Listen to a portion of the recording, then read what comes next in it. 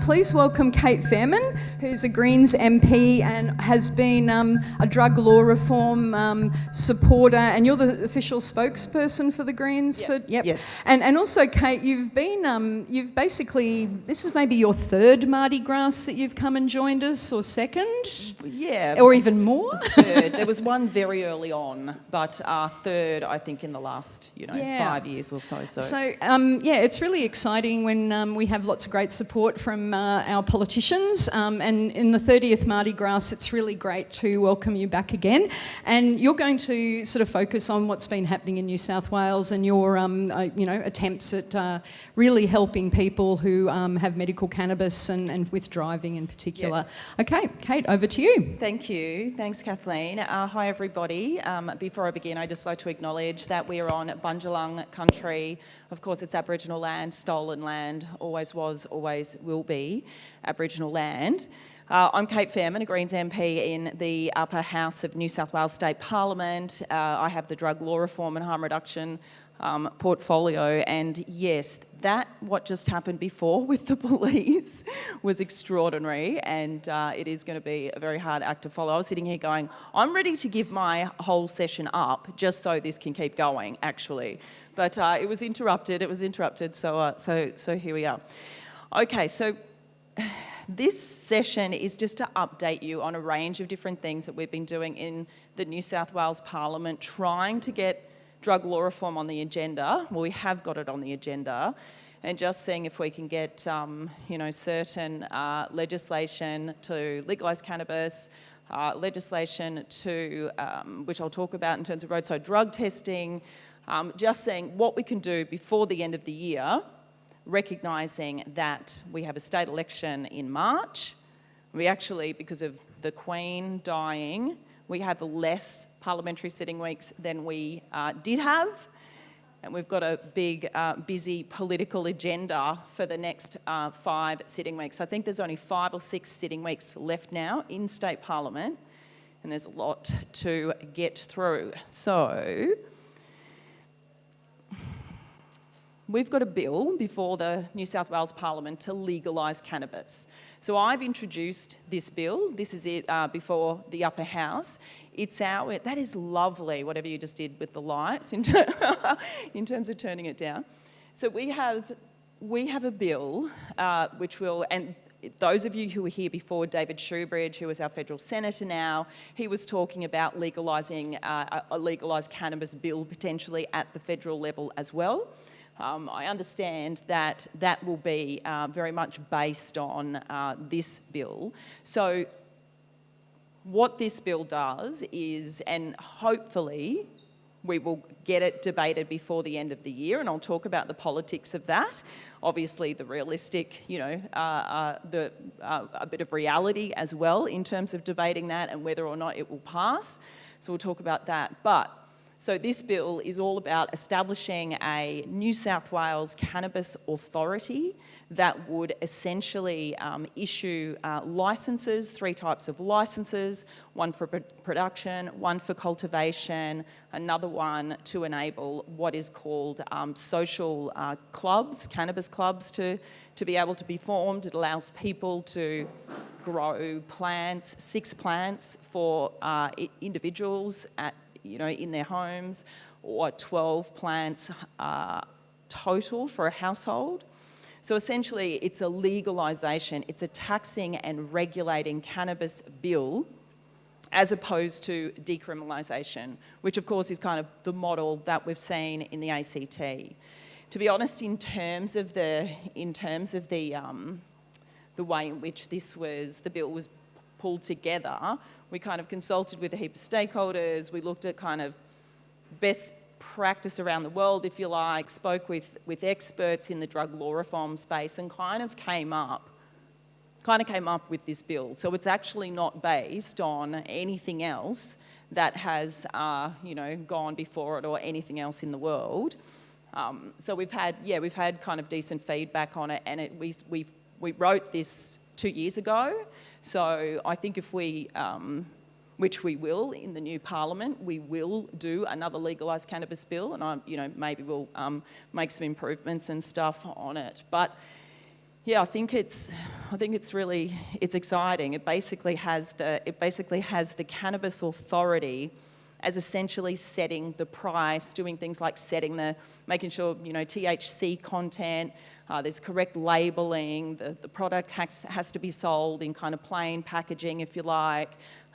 They act as this kind of middleman, and it allows the state government to set, or this agency, to set the price of cannabis and to kind of, make sure that they're monitoring, the sale and distribution and cultivation, and ideally to try and avoid the what we have seen in terms of big giant corporates as well, kind of taking over the cannabis market. So that's another reason why we're doing that.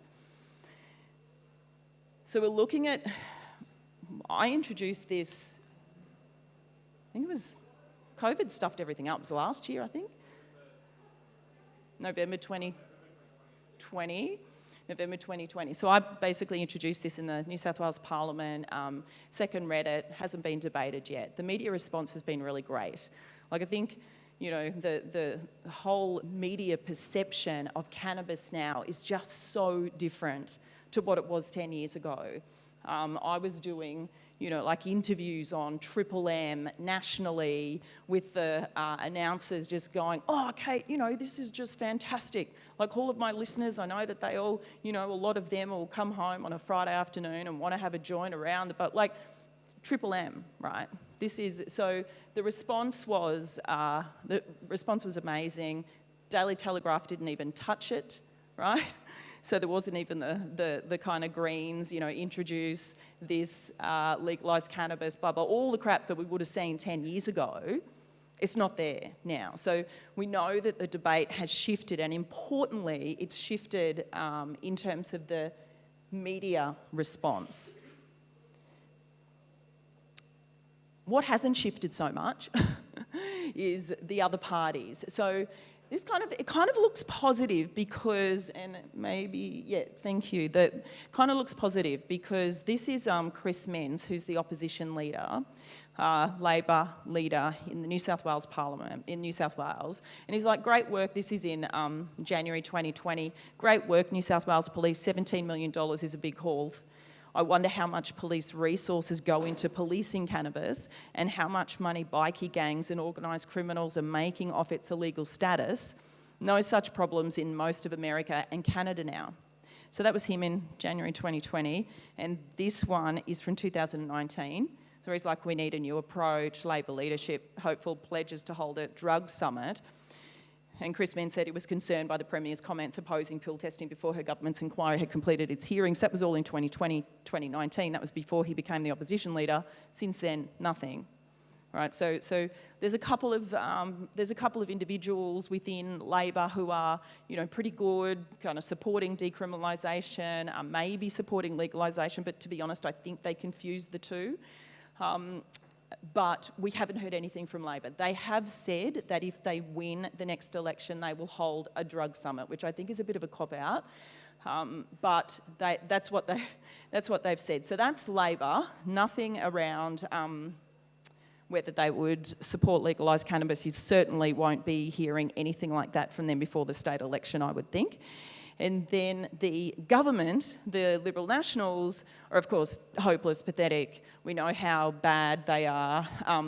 When I introduced the bill, Gladys Berejiklian was asked for her response, I think in a press conference, and she said that some jurisdictions that have legalised cannabis have regretted it, including the US state of Colorado, which she said had experienced a surge in unemployment because people are just not being productive.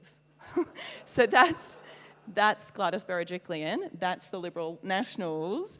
It was also reported, they basically just shot down the whole proposal and said, outrageous, ridiculous. Attorney General Mark Speakman issued a statement slamming the proposal. And this proposal, again, it was kind of pitched as, legalising cannabis, people allowed to grow 6 plants and 12 plants per household and up to 99 plants in a social club, which kind of sounds fun, the social clubs.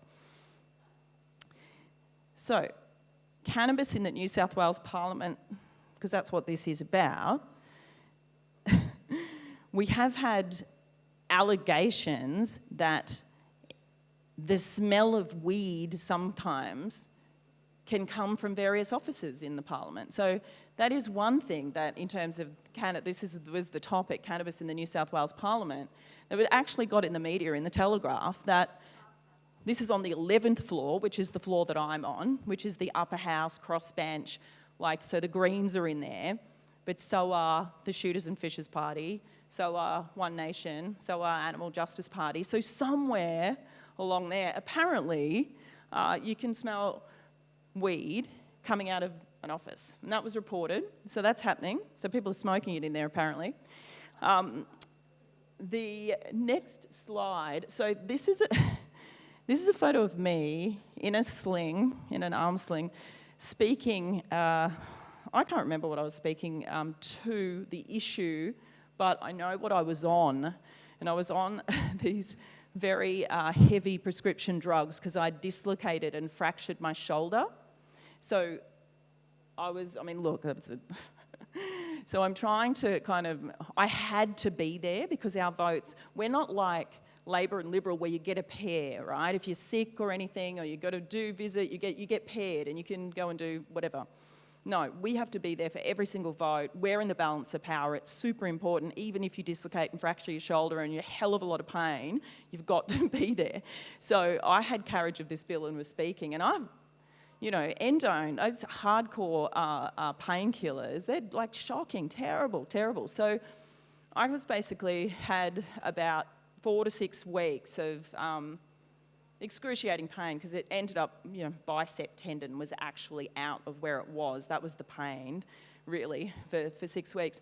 And it wasn't until somebody recommended CBD oil to me. CBD oil, I'm like, what? It's a fracture. Like, I've got a shoulder dislocation and fracture. Like, you're recommending CBD, and it was somewhere in this Shire area. And it was a bit under the counter. But so I had drops, full spectrum CBD oil, and I had some drops, and she said, oh, look, I take 40 drops of a night, and I'm like, oh, yeah, well, I do have a dislocated fracture, dislocated shoulder, I'll take 40 drops, which I realised was a little bit too much, for me.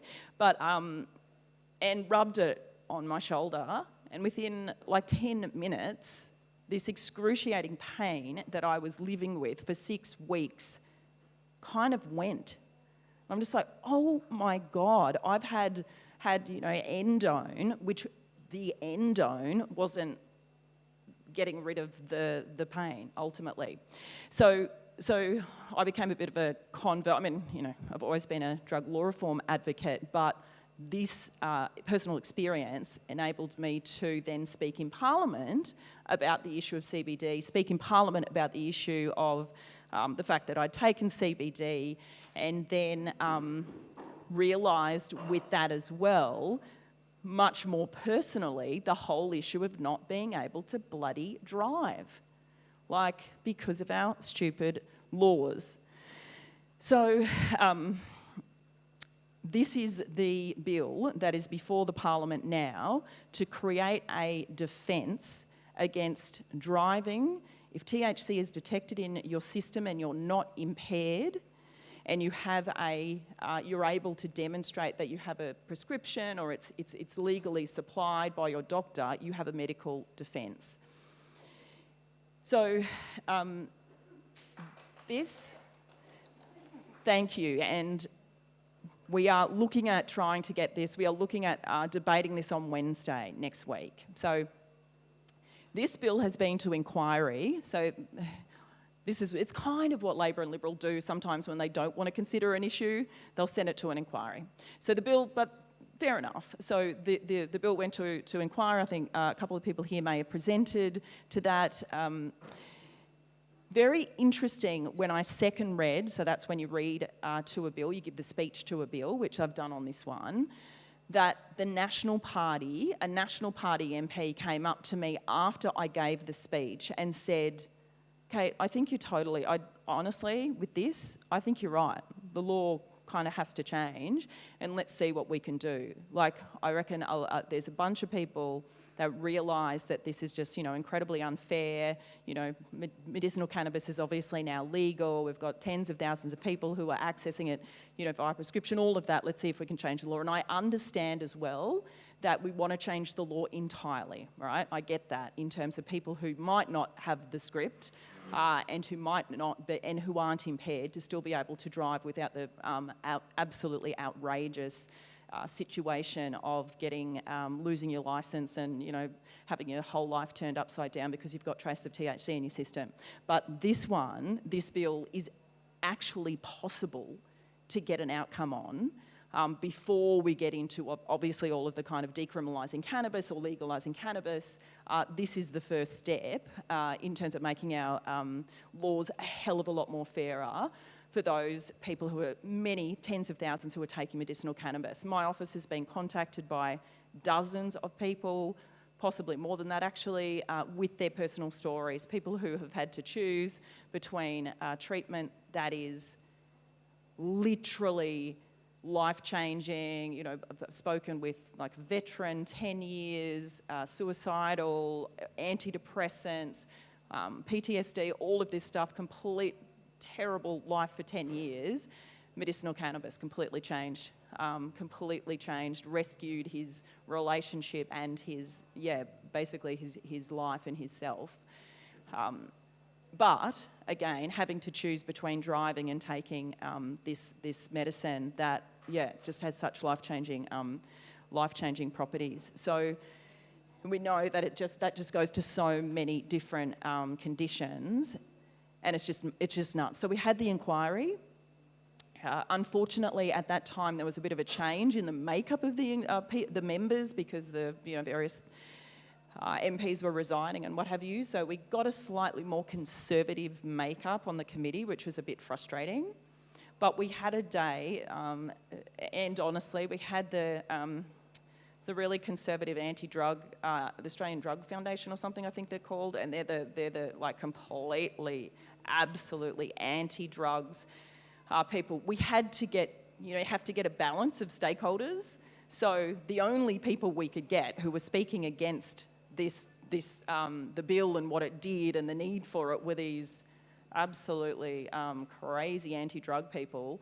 And what was so fantastic was that every single member, the National Party, Liberal Party members, obviously Labor, were just so scathing of these witnesses who were trying to basically say that medicinal cannabis and the fact that cannabis work was all false and bullshit for the fact we're just really wanting to legalise weed for recreation and to get completely stoned and high every day, and medicinal cannabis was a perfect. That's what they were.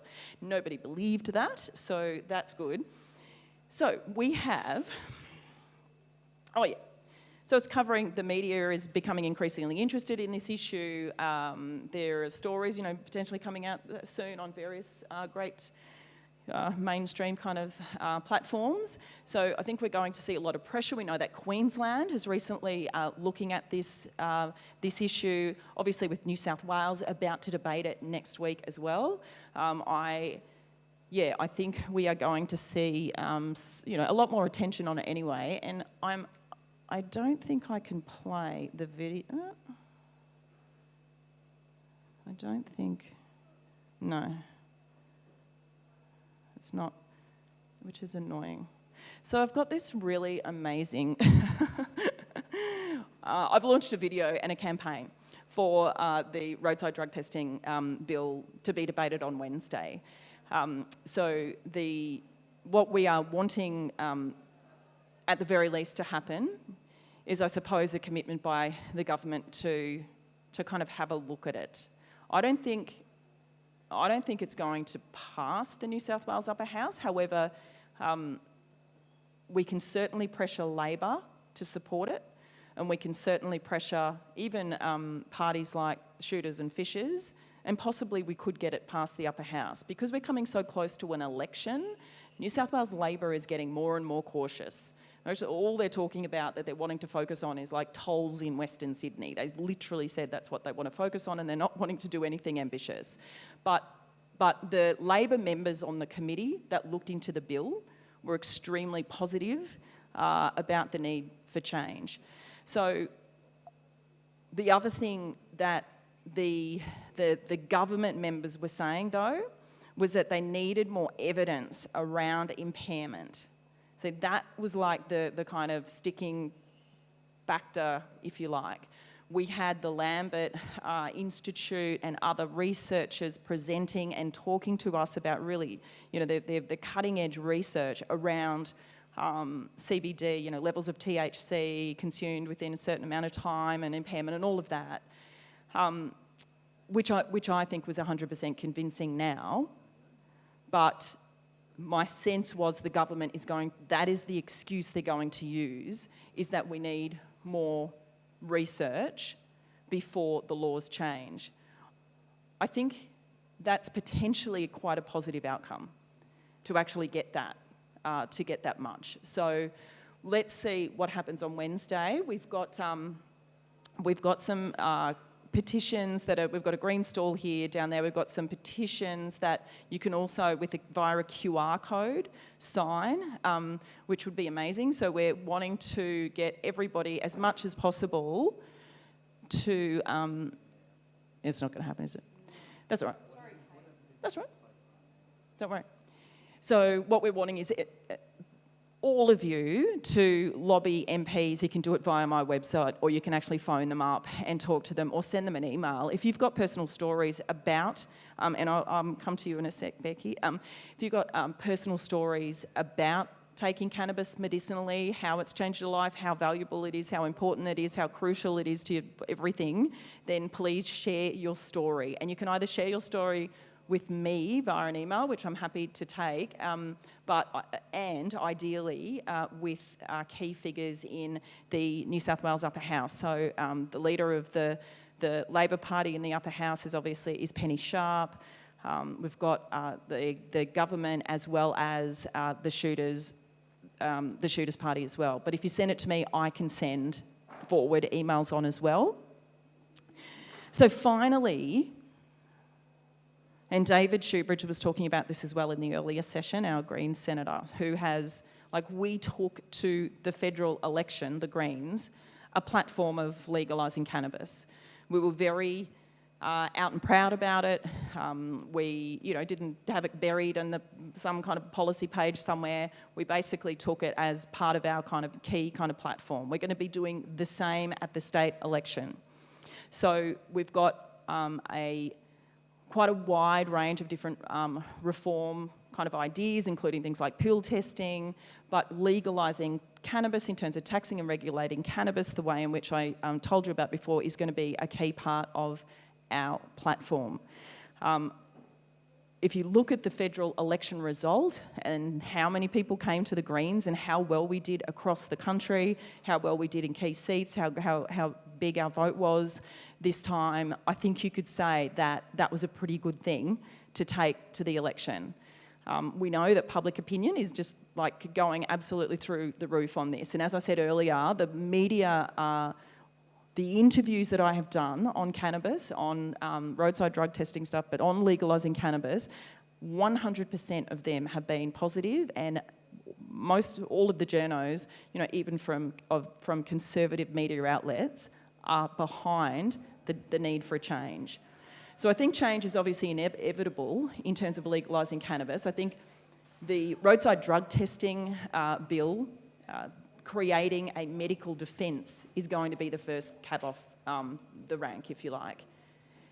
And whether we can get any kind of a commitment by the government to do that before the election, I think that is absolutely critical. That's where personal stories are going to come into it. And then ideally, we also need to try and see if we can get a commitment from Labor more than what they have at the moment, which is just committing to a drug summit.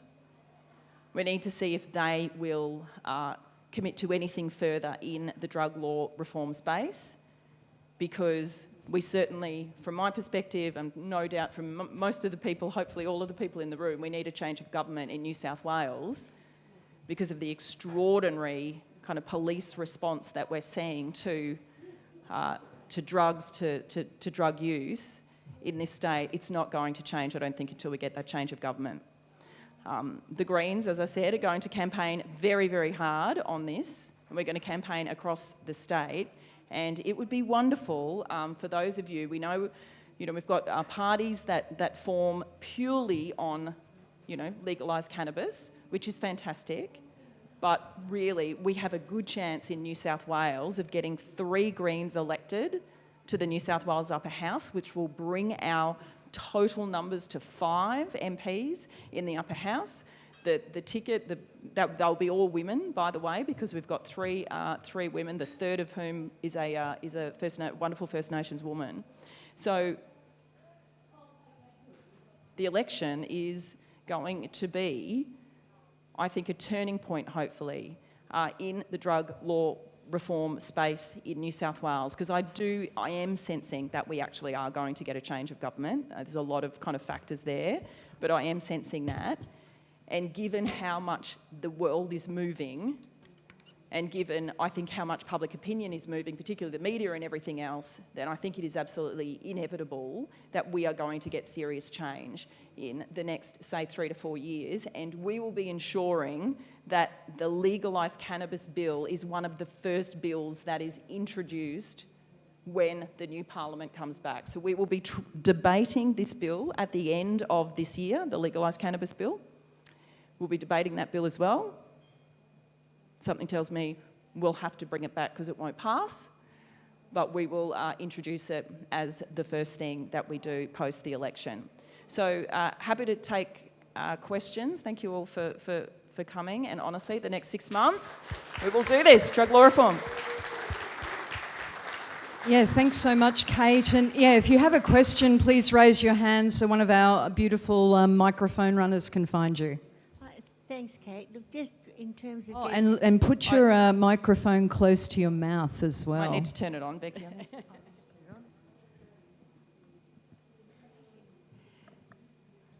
Thanks, Cate. Just in terms of getting your legislation up and running, there is a lot of public support for it, but what's the feeling like in the actual police force? Have they got any statistics on how much time is wasted, how much bad rep the police get because they're actually hassling motorists? If there's any sort of feeling within the police force itself towards being supportive of the legislation you're talking about? Yes, I don't think that there is support within the potentially within the police force at the moment.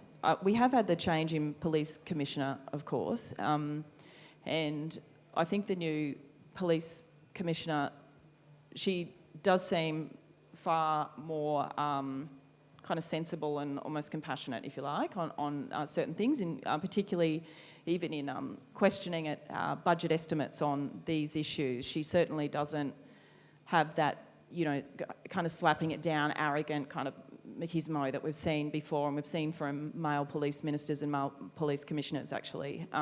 So I think she'd be much more open to it if there was the sentiment coming from the Parliament as well.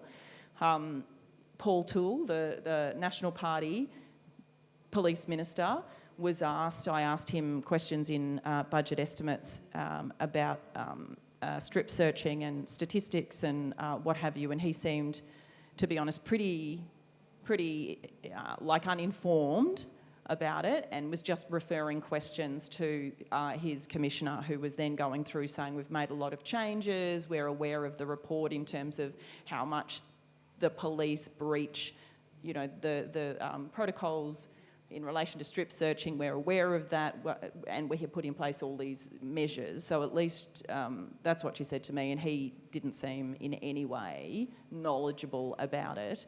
And I think in terms of drug law reform, Paul Toole is very conservative. So again, we're not going to see anything of any substance in terms of drug law reform in New South Wales before the state election, other than, I think, with the bill, roadside drug testing, medical exemption, because it's like just so common sense, and it's very hard for them to refuse to at least look at it. And then I think that's it. And all we can hope for is commitments before the state election, commitments from, you know, parties potentially to go further. Again, the coalition, you know, ignore them, forget them, obviously, but Labor, we could maybe get them to go a bit further than just committing to a drug summit. Hi, Cate. Thank you. I just make a couple of observations about what's been said here, and that, first of all, I'm really struck by the comparisons between cannabis reform and climate change, and you can see how even now there is still people who will push back about climate change.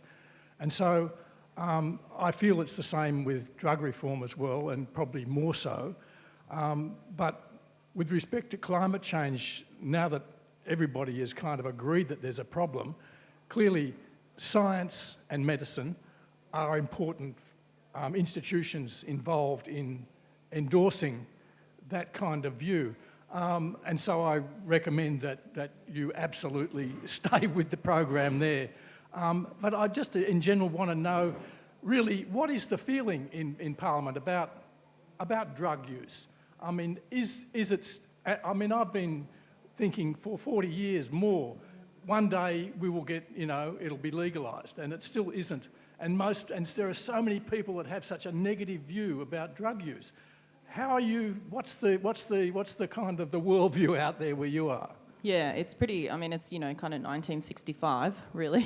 I wrote an opinion piece a couple of years ago at the time when the music festival related deaths had occurred in terms of the MDMA deaths and in New South Wales, and Gladys Berejiklian was Premier, and she was asked whether, from Koshi on Sunrise, whether, you know, come on, Gladys, like surely, you know, everybody's tried an illegal drug at some stage, you know, come on, Gladys, surely you have, like even, like maybe just a little, you know, and you didn't inhale back in university, and she said, no, honestly, Koshi, honestly, I'm one of the few people I know who haven't.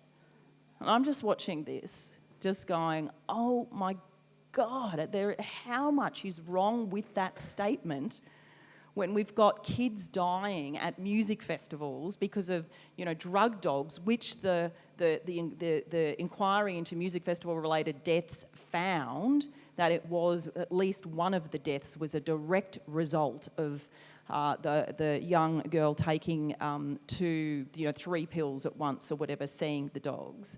So I was very frustrated with that response, so wrote an opinion piece basically saying that I've taken MDMA many times in my 20s. You know, went to lots of dance parties. I love dance parties. I still go to dance parties. And in my 20s, 30s, 40s, and that got international attention. It got, again, very positive attention, very positive media. But the people in the Parliament, you know, occasionally, Mark Latham loves calling me a stoner. It's not my drug of choice, actually, Mark, no. Joke. So, yeah, no, they still talk, the debate is still very regressive, very, you know, as I said, 1965. And you ask about it, even, so we've got, like, you know, Mark Speakman, the Attorney General, who still has not been able to, I don't, you know, how much he's pushing, but this is in terms of the ICE inquiry recommendations. You know, we're coming into 3 years since the previous government, Gladys Berejiklian's government, because of, you know, the ICE kind of epidemic and how it was playing out, particularly in the regions, like, asked Commissioner Dan Howard to undertake a special commission into this issue. He came 14 months worth, I think, 900 and something pages, just incredible recommendations, one of which was to decriminalise all drugs. You know, another was to pill testing at music festivals, another one was get rid of sniffer dogs. There was 5 recommendations that the government ruled out immediately. And so, of course, they were those ones. And so they've been apparently some kind of cautionary, diversionary, scheme now, which is potentially a $400 fine. They can't even get that through the cabinet. And what we've heard recently, and it was also leaked to the front page of the Daily Telegraph to scare the horses, if you like, that the government was going to do this outrageous thing, which was, fine people $400 instead of giving them a criminal fine if they're caught with a personal quantity of drugs, for goodness sake. So what we've heard is that that's not probably going to happen now before the election. We've heard that they can't even get that through. It's just, they're hopeless. They try and even, with we've got the special commission and we've got the music festival related deaths inquiry, that also found the same thing: decriminalise all drugs, get rid of sniffer dogs, and it's like they outsource their responsibility in some ways in terms of come up with recommendations, so at least we've got some cover, if we want to change anything around drugs, and then they just can't get it through. They just can't get it through. And of course we know the involvement of the Murdoch media and all of this too, don't we? And how they will just respond to that front page, and also to now it's Ben Fordham. Used to be Alan Jones, it's Ben Fordham on 2GB. Oh, please wait for the microphone. And I was going to say, She swore. This will probably be the last comment because we'll just keep moving along. And I was going to say, if you really want to chat with Cate, then I'm sure she'll be happy to do that face to face. And also, you're going to reappear this afternoon for the roadside drug testing panel. So we'll have a lot more discussions a bit later. So maybe just one more comment or question. There you go. Yeah, Cate, I just had a question about the Transport Amendment. My name's Peter. I'm a Byron Bay bus driver and a member of the Transport Workers Union. And I just wanted to know if the Greens were had any connection with the TWU regarding that legislation. Because, as a transport worker, transport workers in general, we're all tired.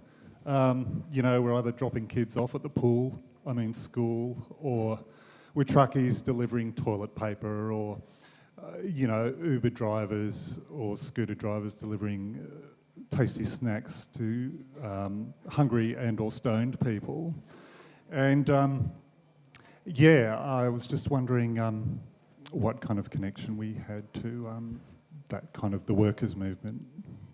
Yes, thank you for the question in relation to the TWU, because I don't think we have talked to the TWU. My policy advisor is in the front and he's shaking his head because we did have spoken with a lot of people, so we will reach out. I can chat to you later if you like, but thank you for the prompt because, we absolutely should.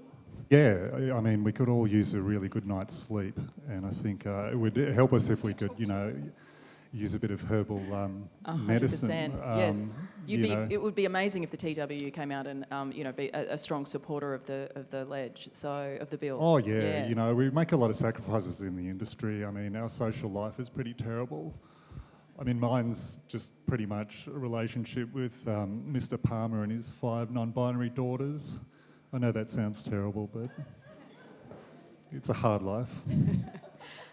Thank you very much. I love that that's the last comment.